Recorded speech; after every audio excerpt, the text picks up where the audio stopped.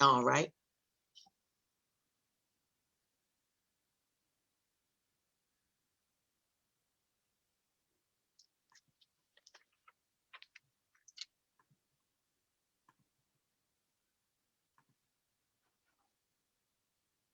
Welcome to Third Floor Views, a production of Chesapeake Family Life, where we talk about health, education, and living with kids.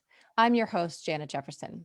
Today, we're talking with Alderwoman Rhonda Pindell Charles about her family's history in Annapolis, her rise to Assistant State's Attorney, and her service in Annapolis as Alderwoman. Thank you so much, Rhonda, for being here today. Thank you for the invitation and the opportunity. Absolutely. To our viewers, please feel free to comment in the comment section if you have any questions for Rhonda as we get going. We'll try to address as many as those as we can. Let's jump right in. So Rhonda, could you just tell us a little bit about, first off, your work with the City Council as Alderwoman?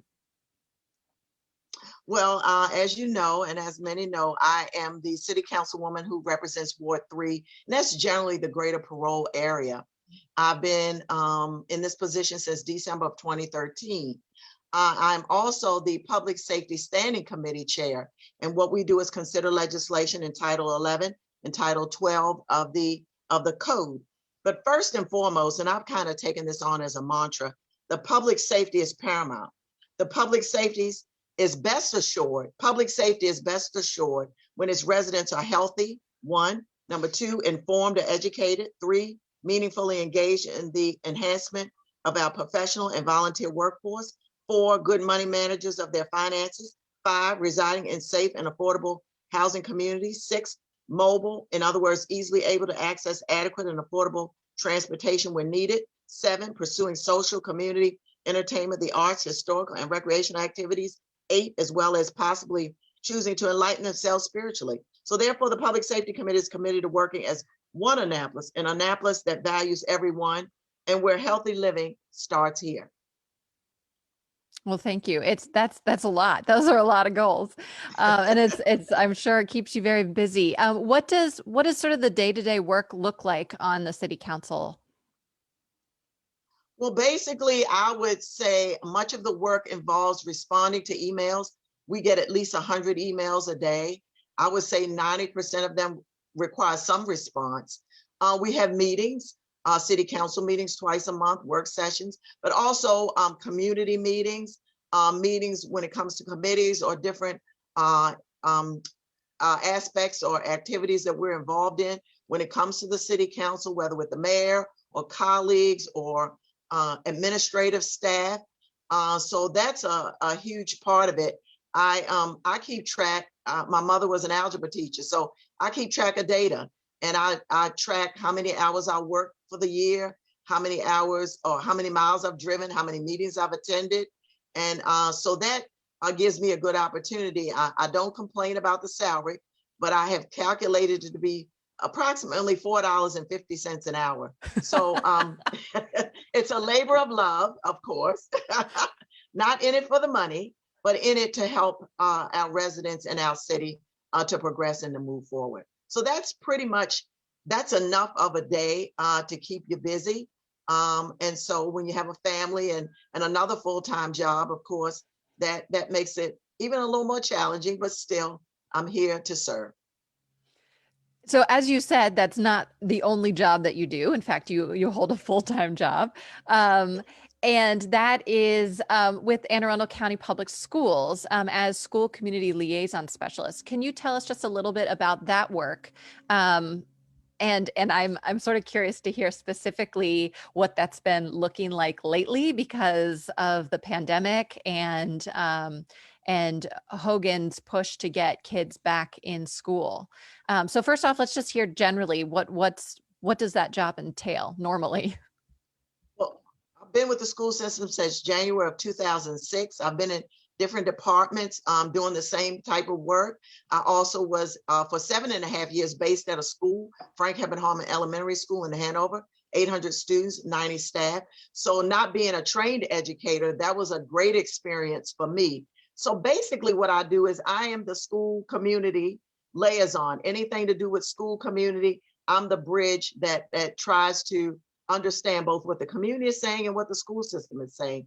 I may do anything from providing professional development to assistant principals in Annapolis about the history of Annapolis, what they can do better in the city, and looking at our students, to working with our community ambassadors at Annapolis High School and throughout the county.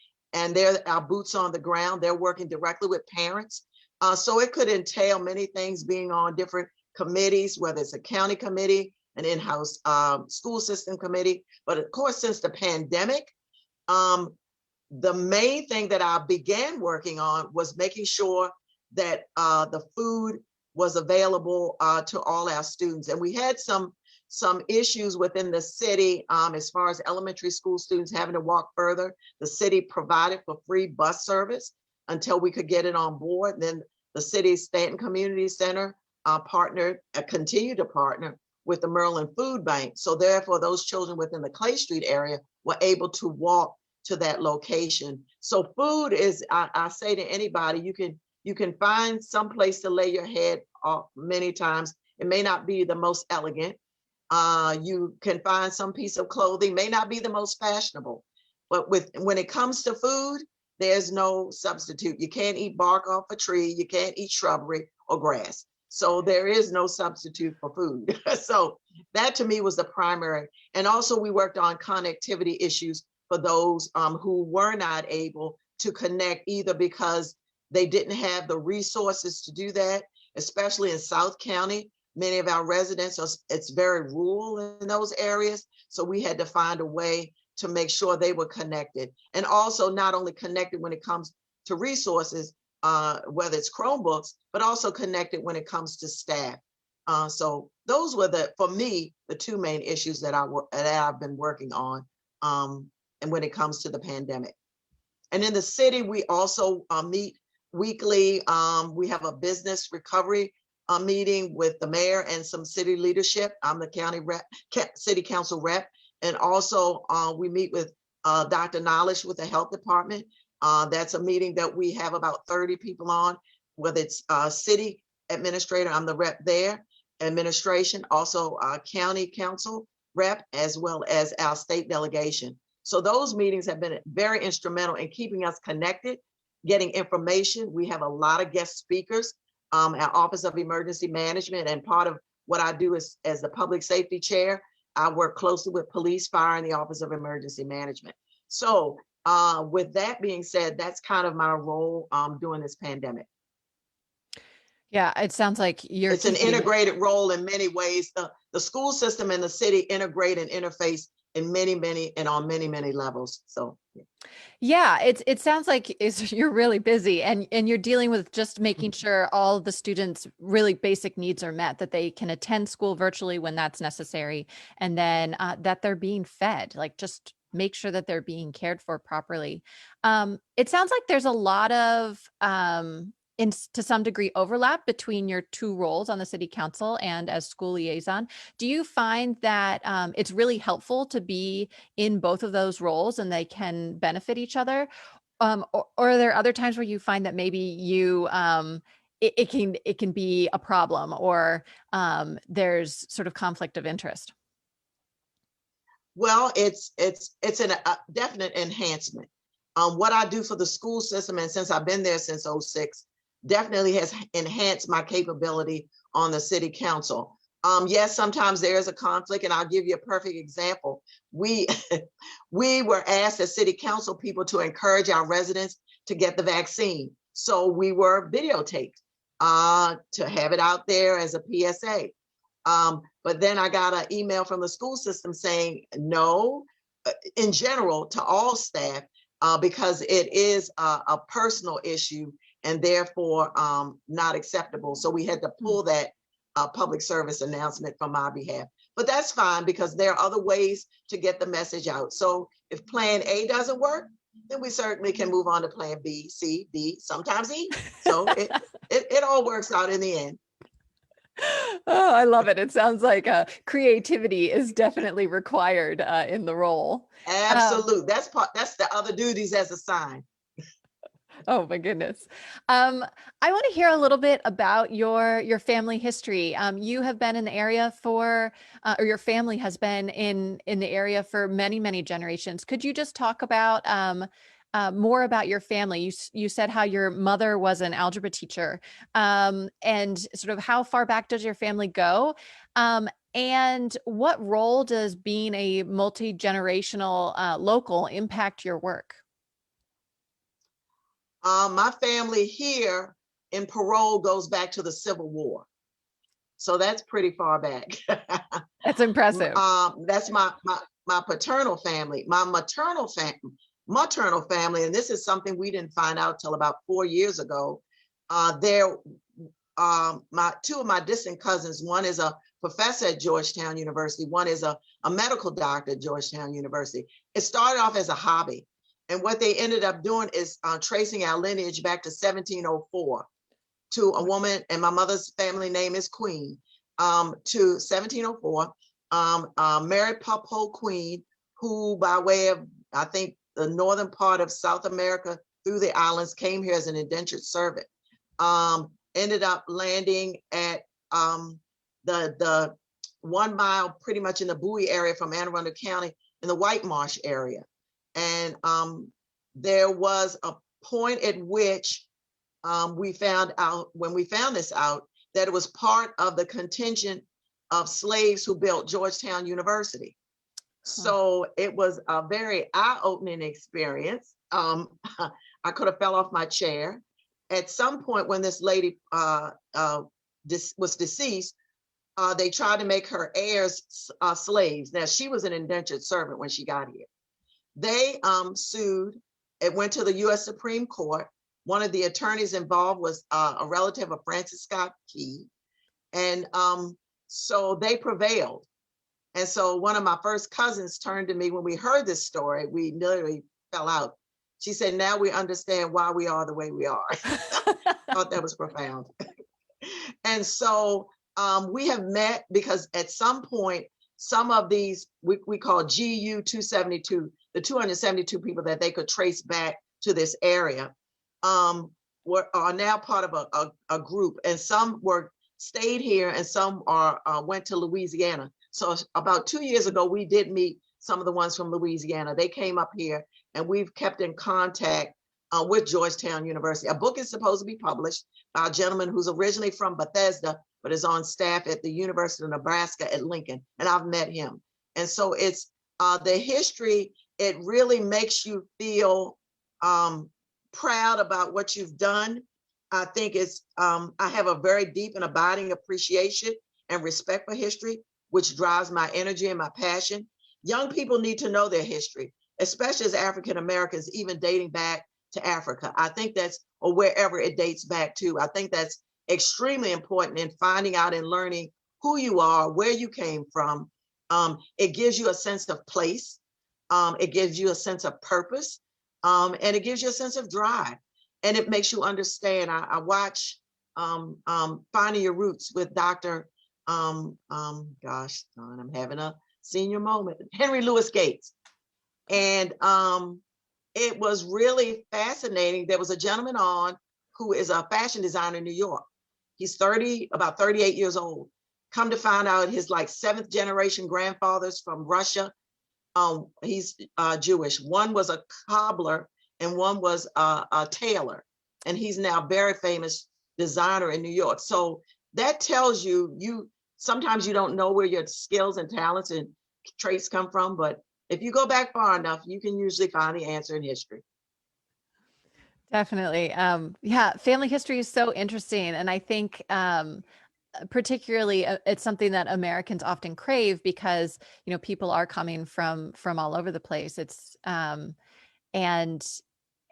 having that local history is just, it's great. It's great to be able to hold on to that and bring that that perspective. Well, that's really exciting about the book. I'll definitely keep my eye out for that. Let's talk a little bit more about your history in terms of your career. Who were your mentors when you were when you were beginning your journey, and what was your inspiration to go into politics and into public service? Well, I've counted them up. I've had 16 part-time or full-time jobs since I've first started working for my parents. My dad and his brother and cousin owned their own building contracting business local. So I worked as a secretary and receptionist starting at about the age of 10 or 11. And then my mother, of course, was an algebra teacher in the county. So I graded papers and typed tests. So that's where I got my strong work ethic from. My dad was indeed the hardest boss I've ever had in my life.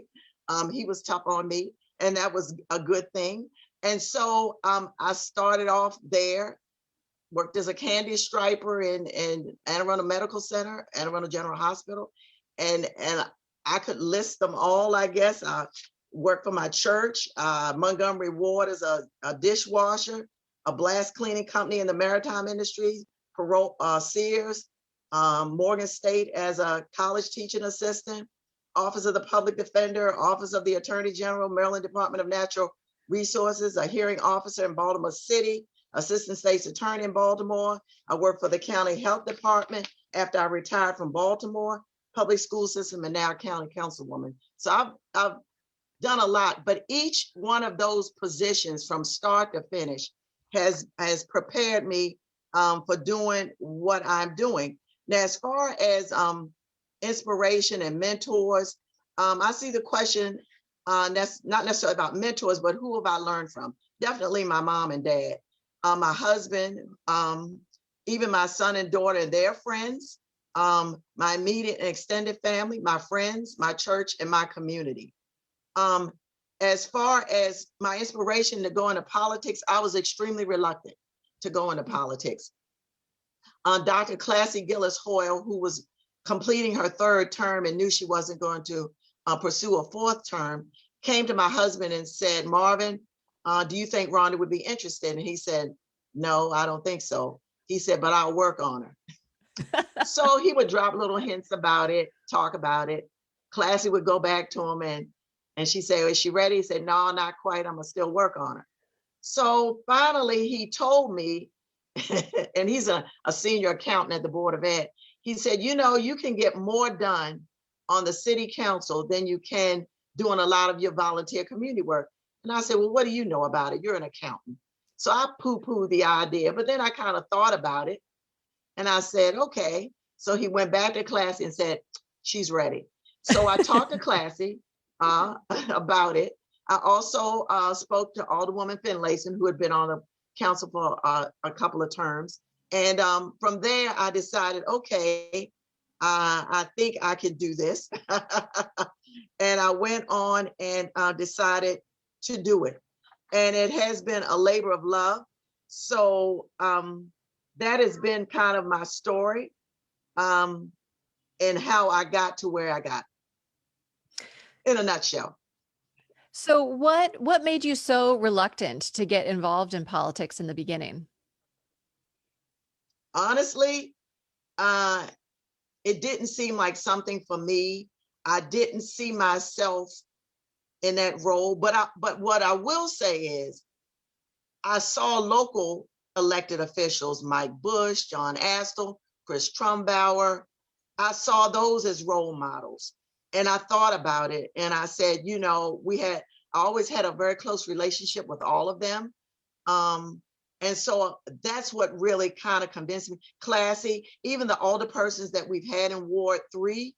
So from there, I took less of a national, I guess, viewpoint and looked at it more on a local level.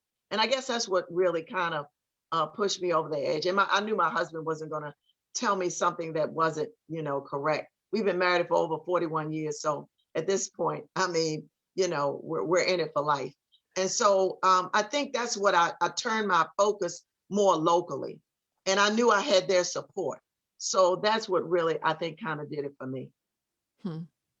Yeah, it's really interesting his point, how much city council can help you achieve some of your goals, and sort of the power of being involved in local politics, and particularly with your background and, you know, serving so many being in so many different types of jobs and being connected in the community, whether it be through your family or all the different work that you've done. I can, and of course, looking back, it's like, oh, well, it's an obvious fit, but it seems like it really does it makes sense. And um, your background is just perfect for the role, and being so involved in the community and having those connections is really powerful. Um, And I tell people, I said, if your garbage isn't picked up or your street isn't plowed, you don't call the White House. You don't call the governor's mansion. Who do you call? You call your local elected official. Who else is going to get it done? So it is truly a boots on the ground position. And you get all kinds of inquiries and statements and comments and suggestions, which is good because it broadens your horizons, and it broadens your thought process and your learning process. So yeah. Mm-hmm. What do you think have been some of your biggest successes? Personally, being a part of a very wonderful, loving, giving, creative, work ethic focused family, and a family that prides themselves on being very organized and strategic. And that's both sides of my family. Professionally, I would say as a prosecutor in Baltimore City State's Attorney's Office. And when I got there in 1983 and I retired in 2004, I was assigned to the Juvenile Courts Division. Either you went to juvenile courts or you went to district court. And I got there, and with my background, even helping youth, I found it a great fit. I moved to the point of being the deputy division chief. Our division chief, of course, did division chief stuff with the state's attorney. So I was the one mainly in the office. Supervised this 12 years, supervised 20 attorneys, 15 support staff, what we call baby prosecutors, because in many ways, these were their first jobs. And we handled in that one particular unit over 30,000 hearings a year. So it was an opportunity. You had to be organized, you had to be strategic, you had to be able to do truly multitask. And so, and only until recently did I think about it. In all the hundreds of attorneys I trained, 12 of them have gone on to become sitting judges on every level of our judiciary in Maryland, starting with our Court of Appeals, Court of Special Appeals, Circuit Court and District Court, including 2 elected state's attorneys, Ann Colt-Litus in Anne Arundel County and Charlie Smith in Frederick County. So I look at professionally, that's probably my biggest success. They said it was the best training they ever had. And they've taken it wherever they've gone. I'm a very, like I said, strategic, organized person. And so it was truly, it was an opportunity of a lifetime. And it was an opportunity to make a difference. And it wasn't hardly anything in Baltimore City that you saw that you couldn't handle if you went anywhere else. It was truly it was a learning experience. It was a true learning experience. I would not have traded it for the world. I retired. My parents were elderly. I'm an only child. I couldn't do the commute anymore. I had to really come home. And so after that, I went with the county health department and then with the school system. So it was something, and it's funny because my parents are both from Anne Arundel County, of course, and they were married and they were living in Cherry Hill at the time. And I was born in Cherry Hill in Baltimore City. I was only there for the first 9 months of my life, so I remember nothing. And then I went to Morgan State University for 4 years in Baltimore. And then I went to University of Maryland Law School in Baltimore, downtown. And then I was at in the prosecutor's office for 20 and a half years. So for about 30 years, I've spent my life in Baltimore. So I do feel extremely connected still to the city. I keep, connected, talk to people and still try to listen, especially the news and all, and keep connected to Baltimore City. This is my home, Annapolis, but there's something about the city that draws me to it continually. And that goes back to the history. You are who you are, and you came from where you came from. So yeah. Mm-hmm. What have been some of your biggest challenges along your career? Recognizing that honesty isn't always popular or acceptable, Hmm. but I have to be who I am. You can't get away from your teachings, and at times being impatient and the slowness of the progress and the Hmm. process. But I have to remind myself what the Bible says in Ecclesiastes chapter 3, verses 1 through 8. To everything, there's a season, there's a time. So I try to stop and think maybe this isn't the right time to do whatever needs to be done or to happen, whatever needs to happen. So, but just be prepared. I think Abraham Lincoln had a quote about being prepared when the opportunity arises.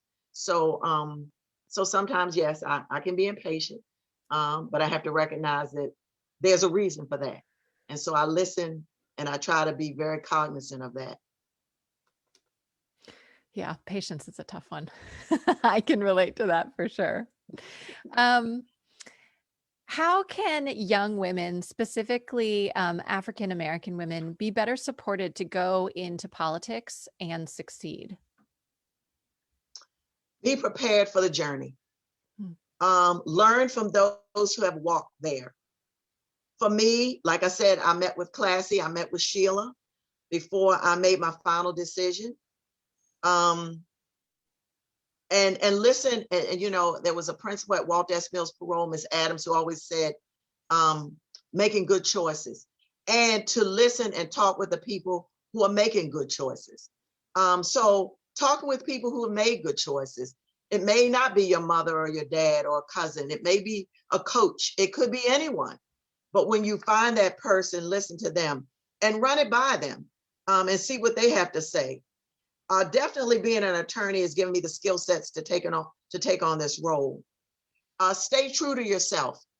If it's something you believe in, don't sway from it, but be willing to learn other approaches, which may be more nuanced. Um, but your basic core is your basic core.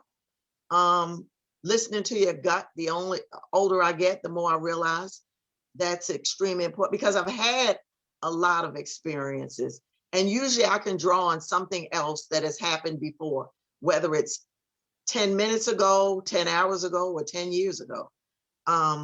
That's always helpful, but that comes with time. And honestly, it comes with age and lived experiences. I haven't lived every experience, but I try to listen to those who've lived experiences that I don't have because they have a perspective that I don't have. I listen to people, either I'm out on the street, walking down the street, and people will approach me, or I listen to the people who are literally on the street and boots on the ground.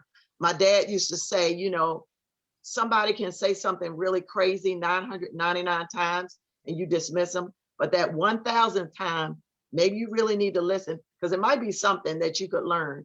And my Hmm. dad was really good, and my mom too, at strategizing, organizing, listening, um, being there on the front lines for people. They didn't wave a lot of pom poms. They helped a lot of people that people don't even know about.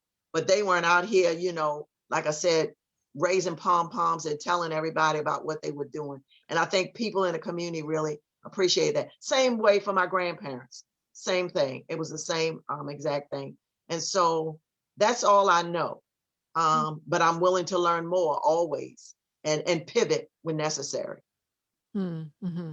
Yeah, I think listening, pivoting, being flexible, and being prepared for the journey. I think that's all really good advice.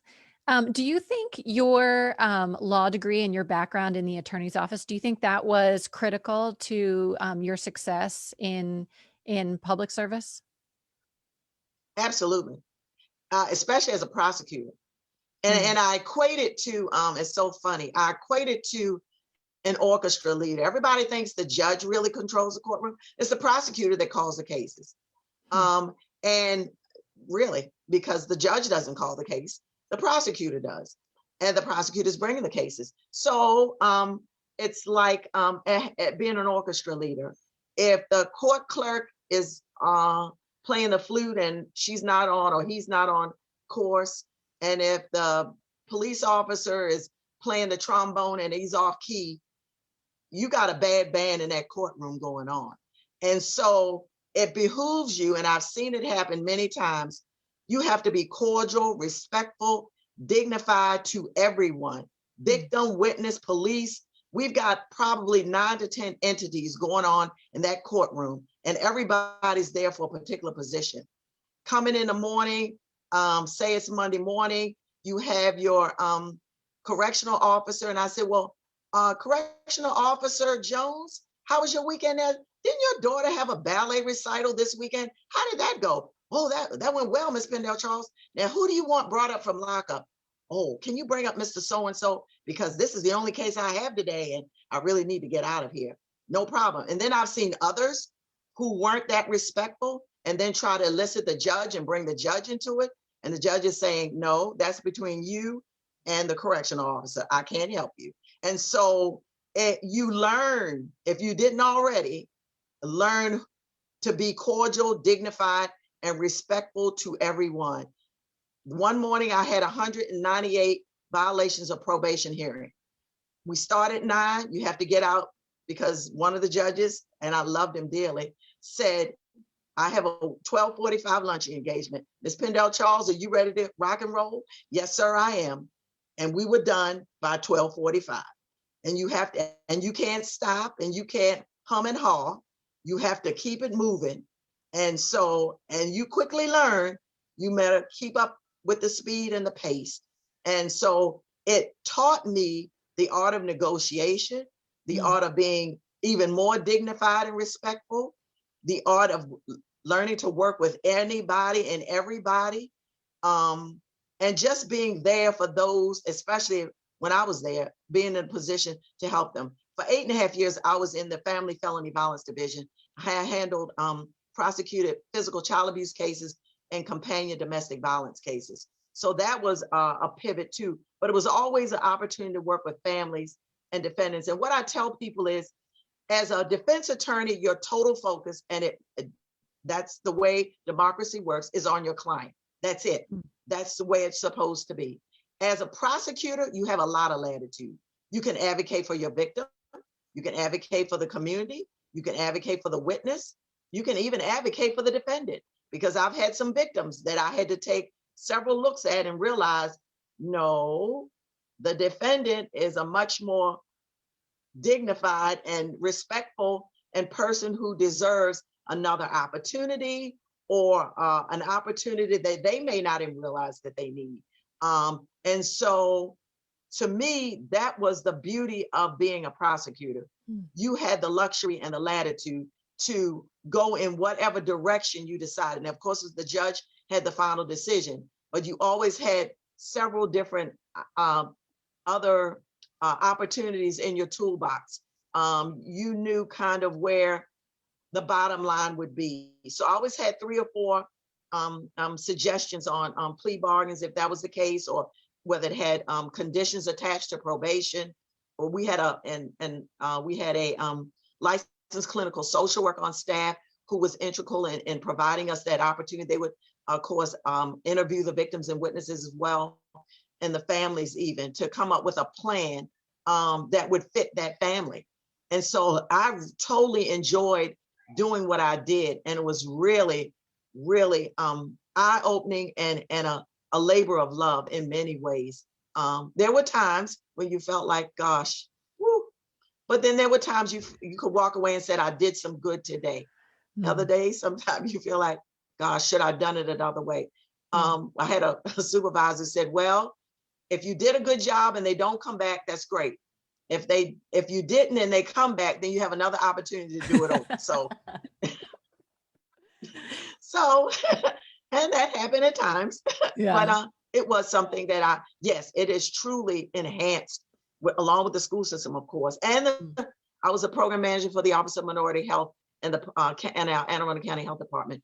We made sure that the health messages got out to the African American, the Latino community, as well as the Asian community. I learned a lot about cultures, and that was a great opportunity as well. But like I said, every one of those 16 positions and jobs was a stepping stone to the next one.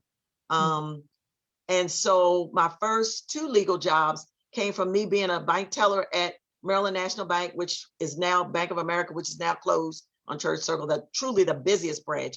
Anyway, from the legislators to those who the frontline workers to those who didn't have jobs to students. And my first legal jobs from the public defender's office, Mr. Edward Albert, and from the DNR Attorney General's office, Department of Natural Resources, was Ned Lawson. And they were two regular bank customers. And I tell students, you never know who's watching you. When you treat bank customers well because you're handling their money, that says something. And I never had I never had interviews. They just hired me because they remembered me from the bank. But how I got to the state's attorney's office, literally on the path, I was walking on the path in Tars Garden by DNR. My professor, Larry Gibson from law school, was on the path, and it was November of '83. And he asked me how things were going, and I told him fine. He asked me, was I possibly looking for something else? And I said, yes. So he said, you know, Kurt Schmoke was just elected state's attorney in Baltimore City. Would you like to come up and spend a half a day? And I did. And I said, wow. And they asked me at noontime, are you interested? And I said, yes. And come to find out, Professor Gibson was going around recruiting a lot of his law school students because I think out of 100 prosecutors there was only 1 or 2 African Americans. So they were really, really instrumental in having that office look like the community that it served. And I will be forever grateful to Professor Gibson, Mr. Schmoke, Stu Sims, who was our state's attorney, and Pat Jessamy, who was our state's attorney, for giving me the opportunity to do that. But I tell kids, you never know who's on your path, literally on your path to a career or opportunity of a lifetime. So it behooves you to be respectful and dignified as many times as you can be. Exactly. And just like you said, be ready to listen, be ready to pivot, and be open to what comes your way on your journey. Well, thank you so much, Rhonda Pindell Charles, for taking the time to speak with us today, to talk about your career and your family and your whole entire journey that you've been on. Thank you also to our viewers and listeners. Make sure that you visit ChesapeakeFamily.com for up-to-date local information on health and living for today's Maryland parent. This episode will be archived on ChesapeakeFamily.com in video and podcast format. And next week we'll be talking about, yeah, just please jump in. One last thing I want to say. What would I like my legacy to be? You had on there. There's an old spiritual that is sung regularly in Black churches, especially at funerals. Let the service I've given speak for me. Let the work I've done speak for me. And let the life I've lived speak for me. Thank you. Absolutely. Thank you. So a huge thank you. Thank you. I appreciate all of the time that you've given us, because I know how busy you are right now in all your positions and all the hard work that needs to be done now more than ever with the pandemic and making sure that our kids in the community are fed and cared for. So a huge thank you. To our viewers and listeners, do check out ChesapeakeFamily.com.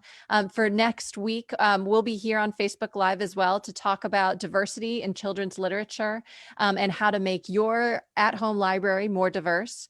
So join us at 2 p.m. next Friday. I'm Janet Jefferson with Chesapeake Family Life and Third Floor Views. Thank you so much. Thank you. Thank you.